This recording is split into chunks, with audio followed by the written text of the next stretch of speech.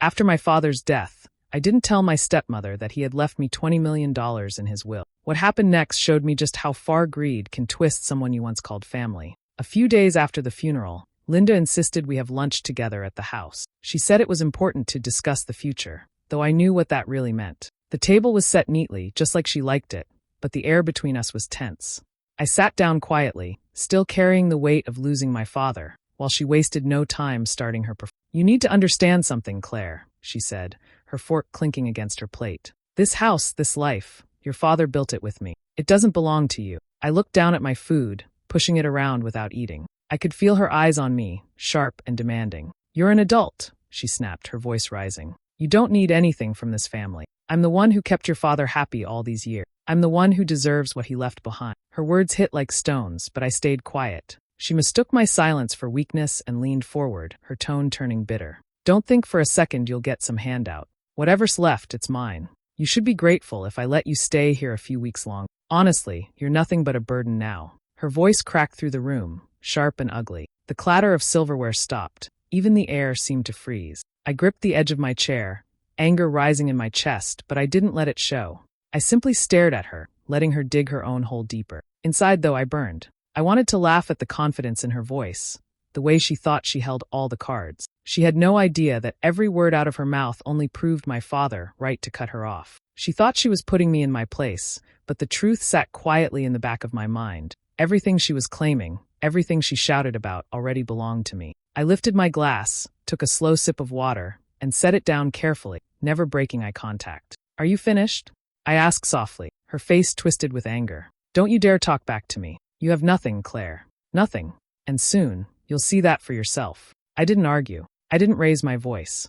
I just let her words hang in the air, knowing the day was coming when she would discover exactly how wrong she was. The morning I went to my father's lawyer's office, my stomach was tied in knots. The building was quiet, the kind of place where even footsteps sounded too loud. I sat across from the lawyer, a gray-haired man who had known my father for years. He spoke gently, but his words carried the weight of everything my father had prepared before he died. He opened the folder and began reading the will. With each line, my chest grew tighter. My father had left me everything. The money, the estate, the business assets. Every single part of what he had worked for was written under my name. $20 million. I had known he wanted me to be secure, but hearing it aloud made my hands tremble. And then came the part that stopped me cold. Linda wasn't mentioned anywhere. Not a house, not a single account, not even a token gift. The lawyer paused, giving me a look that said he had expected my reaction. He explained that my father had made the decision carefully, not out of spite but out of clarity. He had seen Linda for who she really was. He had watched her try to manipulate, pressure, and take advantage, and he had made sure she couldn't touch what he built. I sat there in silence, trying to absorb it all. I wanted to feel relief, maybe even triumph, but what I felt most was the weight of a secret. Linda had been walking around so sure of herself, so certain she would inherit everything. She had been talking about the house as if it already belonged to her, bragging about how she would carry on my father's legacy. And here I was, holding the truth that would shatter her world. The lawyer asked if I wanted him to contact her directly. I shook my head. "Not yet," I said quietly. I could see the surprise in his eyes, but he didn't press me. He simply nodded and slipped the papers back into the folder. I knew exactly why I wanted to wait. If I told her right away, she would cry, scream, maybe try to fight it in court. But if I kept it to myself, if I let her keep believing she had control, I would see who she really was when she thought she had the safety of wealth behind her. I wanted to watch her true colors come out, raw and unfiltered. Walking out of that office, the world looked different. The streets were the same, cars passing by, people rushing to work, but my life had shifted completely. I had more than I ever dreamed of, yet I couldn't celebrate. Not while Linda still strutted around, as if everything belonged to her. For now, the secret stayed with me. I tucked the will away like a weapon waiting for its time. Linda thought she was the one in power, but she had no idea. Every word she spoke, every plan she made, every demand she threw at me, it was all built on a lie she didn't even know existed. And I was going to let her believe it, at least for a while longer. Linda wasted no time stepping into the role she thought belonged to her. To anyone on the outside, she was the grieving widow. She wore black dresses every day, spoke softly with a broken tone, and pressed tissues to her eyes whenever neighbors came by. People brought casseroles, flowers, and sympathy cards, and she accepted all of it with a trembling hand and a nod that made her look fragile. She made sure every visitor left believing she was the woman my father had trusted with everything. But the moment the door closed and we were alone, her act dropped. There were no soft voices or tears then. She barked orders at me, told me to clean things, and reminded me that I was a guest in the house. She walked through the halls as if she owned them already, touching the furniture like it was a crown she had earned. Whenever I sat quietly in the living room, she'd glare at me and say, "Don't get too comfortable, Claire. This isn't your home anymore." She didn't just think it, she told people directly. At the grocery store, I overheard her telling a friend, "Charles left me well taken care of. The estate is mine to handle now." She said it with pride, her chin high, as though my father had personally crowned her queen of everything he worked for. People nodded, offering more sympathy, and she soaked it in like water. Back at home, she pushed harder. One night at dinner, she looked at me across the table and said, "You'll need to start looking for another place soon. This house is too big for both of us, and you don't belong here without your father." She said it so matter of fact, as if she were doing me a favor. She even added, "It's for your own good, Claire. You're young. You can make your own way.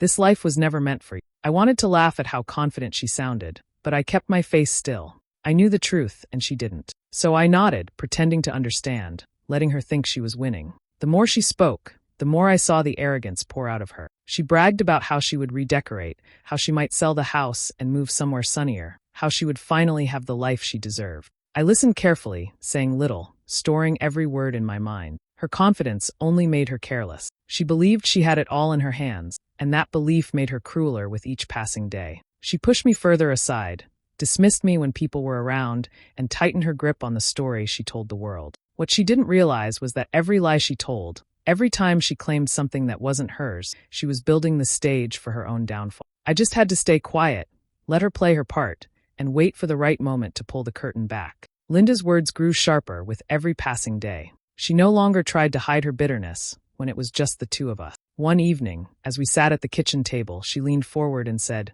"You know, Claire, I did a lot for you after your father remarried me. I was the one who kept the house running. I was the one who made sure you had meals and clothes. Without me, you wouldn't have had half the comfort you grew up with. You owe me more than you realize." Her tone wasn't gentle. It was heavy, meant to make me feel guilty. She made it sound like my entire life had been carried on her shoulders, when in truth, she had always treated me like a shadow in the house. I nodded slowly, letting her believe her words were sinking in. She wasn't satisfied. "Your father would want you to do the right thing. If you ever see anything from him, money, property, whatever, you know it belongs with me. That's the only fair way. I gave up years of my life for this family, and you need to respect that." The way she said it made my chest tighten with anger, but I kept my face calm. I tilted my head as if I was thinking it over, even asking, "What do you mean by fair?" She smiled, mistaking my act for weakness. Within a week, she brought out papers she had drawn up. She slid them across the table, her fingers tapping the edge. "If you happen to inherit anything, all you need to do is sign this. It just makes things cleaner, easier. I'll handle the responsibilities, and you won't have to worry." I glanced down at the stack of papers, the legal language thick and confusing, but I didn't touch a pen. Instead, I asked questions, pretending I didn't quite understand, letting her explain more than she probably should. All the while, I had my phone nearby, recording everything she said. Her voice, her demands, her insistence that I transfer everything over. I captured it all quietly, without her ever noticing. As the days went by and I didn't sign, her patience ran out. She stopped inviting me to dinners with family friends, telling people I wasn't feeling well or that I was busy. I later learned she had been whispering that I was lazy, a leech, someone who only wanted to live off my father's success without lifting a finger. The lies spread quickly, and I could feel the shift in how some people looked at me. It hurt, but I didn't let it show. Every cruel word out of her mouth, every attempt to corner me, only made my resolve stronger. She thought she was backing me into a corner, but really, she was giving me more proof of the person she truly was. I played along, nodding when she scolded me, pretending to consider her demands, even letting her believe she was close to breaking me. All the while, I was storing her words like ammunition, waiting for the day I would need them. I found out about Linda's betrayal in the most unexpected way. One of the neighbors stopped me as I was walking back from the store. He gave me a strange look and said, "I heard Linda's putting the house on the market. That must be hard for you." His words froze me in place. I hadn't heard anything about a sale, and yet Linda was already acting like the house was hers to trade away. Later that evening, I checked online, and there it was, a quiet listing with photos of the house I had grown up in. The same rooms that still smelled faintly of my father's cologne. The description said it was being sold by the widow of Charles Reynolds. My jaw tightened as I stared at the screen. She hadn't even told me. She was just going to sell it out from under me, confident that no one would question her claim. It didn't stop there. Soon, I began to hear more whispers from neighbors.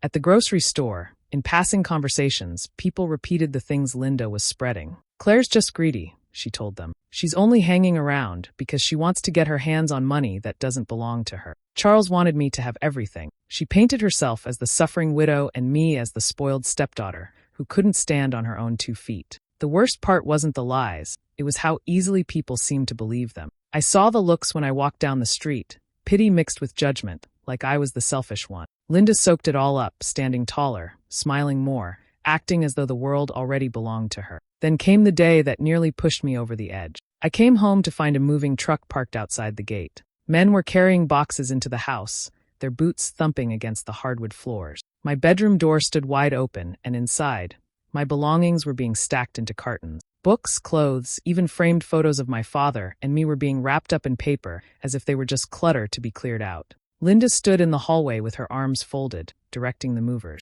"Box everything," she ordered. "We need this space cleared. She won't be staying much longer." Her voice was sharp, impatient, full of ownership she hadn't earned. For a moment, rage burned so hot in me I thought I would scream. But I didn't. Instead, I leaned against the doorway, watching quietly as my life was packed into boxes. Linda caught my eye and smirked, certain she had won. She thought she was pushing me out for good, stripping away whatever small claim I might believe I had. What she didn't realize was that I wasn't broken. I was calm, deliberate, patient. I let her dig deeper into her lies, let her treat me like a trespasser in my own home. Because the deeper she went, the harder she would fall when the truth finally came out. So I said nothing. I let the movers continue, let Linda gloat. Inside, I was steady. My time was coming, and when it did, she would never see it coming. The sound of boxes sliding across the floor pulled me from my thoughts. When I stepped into the hallway, I saw 2 movers carrying out my dresser, their boots heavy against the wood. My bedroom door was wide open, the walls bare where my father's photos had hung. My things were being carted away like trash. Linda stood there with her arms folded, chin lifted high, giving orders as though she were the queen of the house.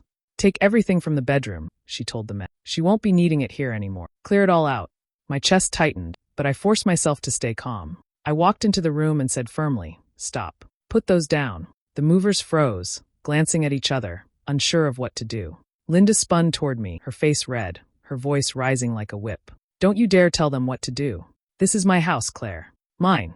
You don't make decisions here." Her voice carried through the halls, sharp enough to rattle the glass frames still hanging on the wall. The movers looked caught in the middle, their hands still gripping my furniture, but waiting for someone to settle the fight. I stepped closer, my voice steady. "You're not the owner. I am. And I'm telling you, stop moving my things." The men lowered the dresser carefully, their eyes flicking between us. For a moment, there was silence except for the sound of cardboard flaps rustling. Linda laughed suddenly, a harsh sound that echoed through the half-empty room. "You," she spat, shaking her head. "Don't make me laugh, Claire. Charles would never leave it all to you. You're just a spoiled child. Everything here is mine, and deep down, you know." Her laugh turned into a smirk, her eyes gleaming with arrogance. She thought she had me cornered, that her certainty was enough to make the world believe her. I didn't flinch. I didn't shout back. Instead, I looked at the movers, calm and direct. "You've heard me," I said. "I'm the legal owner. If you keep touching my things, you'll be working for the wrong person. Stop now." The men nodded hesitantly and stepped back, clearly uncomfortable. One of them muttered something about checking with the office before continuing. Linda's smirk faltered for a second, but she quickly recovered, waving her hand in the air. "Don't listen to her," she snapped at them. "She's confused. She doesn't understand how any of this works. She doesn't belong here. Just keep packing." But the movers stayed where they were, waiting. The confidence in Linda's voice was loud, but there was a crack in it now, small but telling. I stayed silent after that, my expression calm, letting her dig herself deeper. I could have pulled out the proof right then, shown her the papers and shut her down. But I didn't. Not yet. I wanted her to keep talking, to keep showing everyone just how greedy and cruel she really was. So I stood in the middle of the room, watching her unravel, letting her believe she still had control. Inside, I knew the tide had already turned. She just didn't know it yet. Linda's anger only grew after the movers stopped. She couldn't stand that I had told them to leave my things where they were. Instead of backing down, she became louder, more desperate. I started to notice her spending long hours in the study, rifling through drawers that used to belong to my father. One afternoon, I walked past the door and caught a glimpse of papers spread across the desk. Her head was bent close, pen scratching furiously. I didn't need to see the details to know what she was doing, trying to create her own version of the truth. That night, I heard her on the phone in the living room. Her voice carried down the hall, sharp and smug. She doesn't stand a chance, she told a friend. I'll bleed her dry in court if I have to. She'll regret ever thinking she could go against me. She laughed after she said it, a hard, ugly laugh that sent chills through me. I kept my phone tucked in my pocket, recording everything. Every word that left her mouth became proof of what she really was. I didn't interrupt, didn't storm into the room to argue. I let her keep talking, let her believe I was powerless while I quietly built my own shield. The next morning, she came after me directly. I was in the kitchen pouring coffee when she marched in, her face set in stone. Enjoy this while it lasts, she said coldly. By the end of the month, you'll be on the streets. This house, this life, it's mine.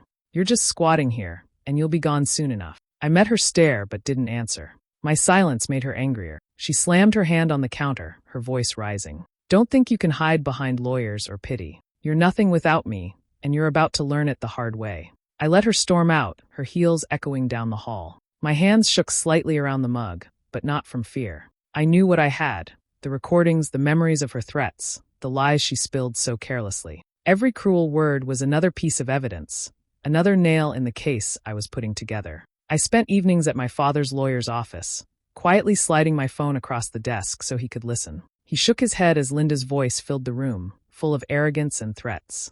Together, we began to stack everything neatly, building something she wouldn't be able to tear apart no matter how much she screamed or lied. While Linda strutted through the house, bragging about her victory and plotting her false future, I stayed patient. I didn't shout or fight back. I simply listened, recorded, and prepared. She thought she was tightening the noose around me, but in reality, she was wrapping it around her own neck. Each day that passed, she gave me more ammunition. And soon, she would find out that every word she had spoken in pride was the very thing that would destroy her. The day of the family meeting arrived, and I made sure everything was set. My father's relatives were invited, the lawyer was present, and the estate itself was the stage. I wanted witnesses.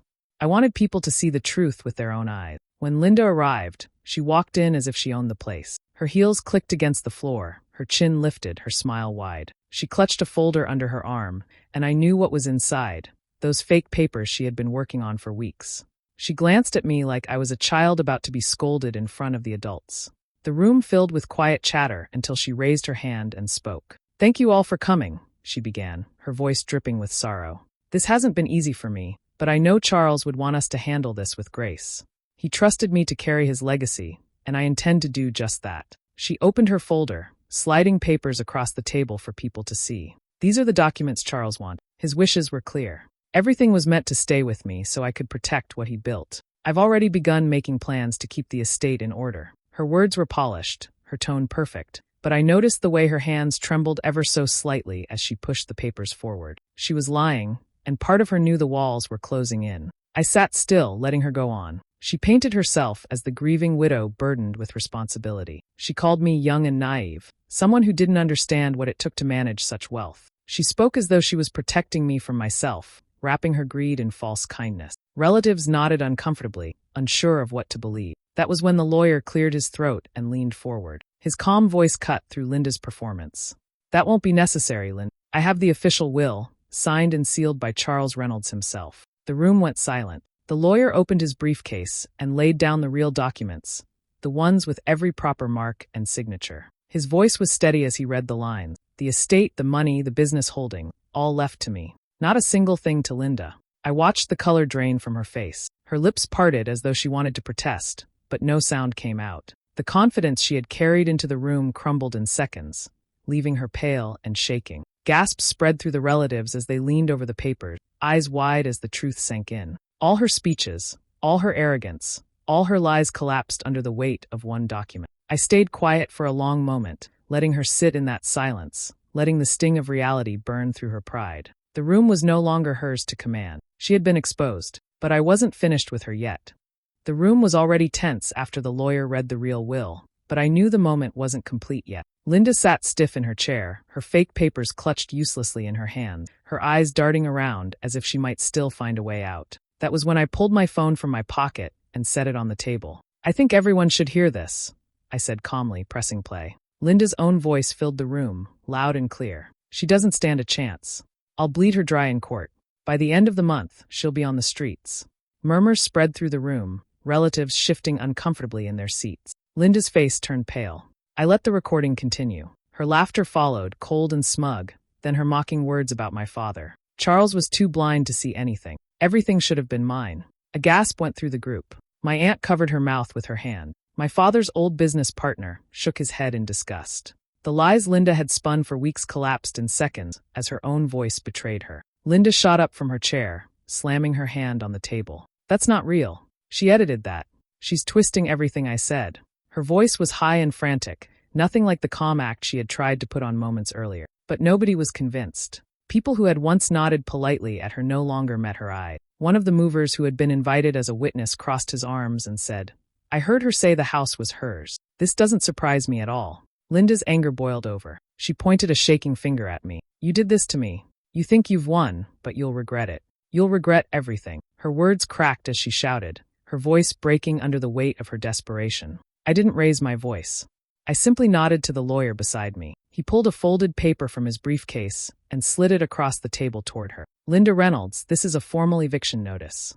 You are no longer entitled to live on this property. You will have 30 days to leave." The room was silent except for the sound of Linda's breath, ragged and uneven. She stared at the paper as if it might catch fire in her hands. Her mouth opened, but no words came. The mask she had worn for so long was gone, and all that remained was a bitter, exposed woman with nowhere left to run. For the first time since my father's death, I felt the balance shift. The lies were finished, the threats stripped bare. Linda had no power left. Everything she thought she controlled had slipped through her fingers, and everyone in that room had seen it happen. Linda's fall didn't take long after that meeting. With the eviction notice in place, she had no choice but to pack her things. The movers who once boxed up my belongings were now carrying hers out of the house.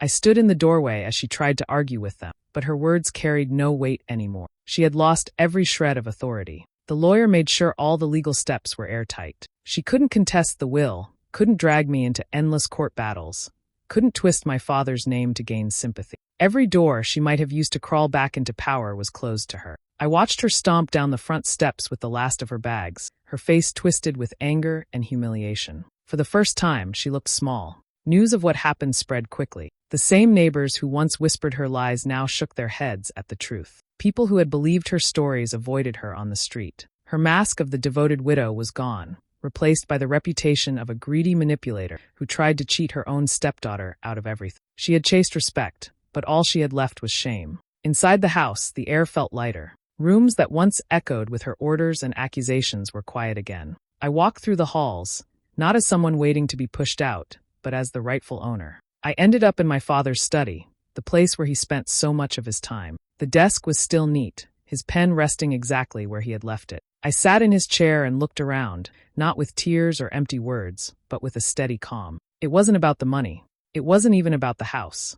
It was about watching her crumble under the weight of her own greed, about knowing she could never again pretend to be someone she wasn't. She had taken joy in trying to control me, in spreading lies, in threatening me with nothing but her arrogance. Now she had none of it left. I leaned back, breathing in the quiet. The fight was over, and I hadn't needed to scream or stoop to her level. I had let her expose herself, step by step, until everyone saw who she truly was. That was the real revenge, not just winning the estate, but stripping away the mask she had hidden behind for so long. The house was mine. The truth was mine.